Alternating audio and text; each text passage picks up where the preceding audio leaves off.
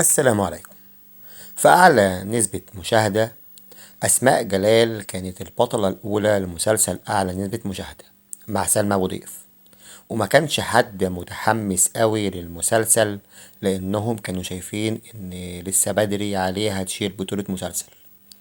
وبعد كده أسماء اعتذرت وقالوا إن المسلسل اتأجل وشوية، وقالوا إن المسلسل هيكمل تحضيره، بس سلمى جت مكان أسماء وهتشاركها في البطولة ليلى زاهر. هنا بقى محدش اتحمس خالص لحد ما نزل بوسترات المسلسل بتاعت سلمى وليلى، والناس بدأت تتفائل سيكا. ولما نزل بوسترات باقي أبطال المسلسل زي انتصار ومحمد محمود وإنعام سالوسة وفرح يوسف وإسلام إبراهيم وغيرهم، انا كشخصيا حسيت ان الناس هيشوفوا المسلسل ده، خصوصا ان في كلام اتقال انه هيحكي قصة بنات التيك توك اللي اتقبض عليهم دول. ولما نزل التريل او الاعلان، ناس كتيرة اتحمست له وقالوا ان هيبقى حلو، بس كان في ناس عندها شوية رفض، لان لا مش هيبقى احسن حاجة، ومش هيبقى كويس، ومش هيبقى احسن، ومش هيبقى اقوال كتيرة.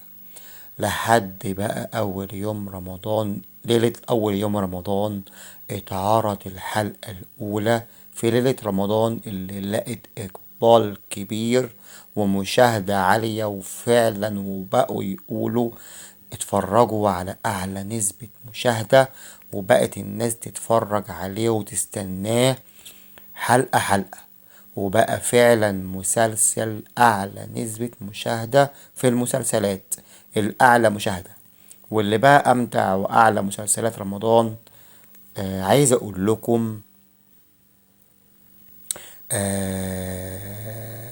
سواء قصة أو إخراج أو التمثيل الحلو من كل الكاست، حتى ليلى زاهر. والله ليلى اللي في المسلسل هنا مختلفة عن اللي عملته قبل كده. حتى بتوع زفة الملوخية كانوا حلوين.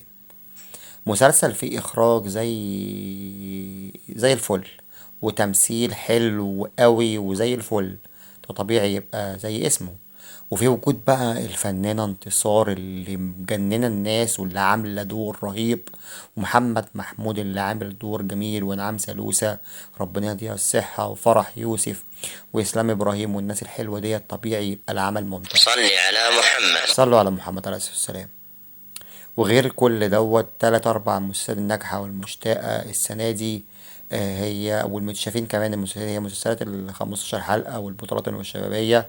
فأتمنى نكتر منها ونفكنا من حوار ال30 حلقة ده، عشان كانت موضة وبتلت.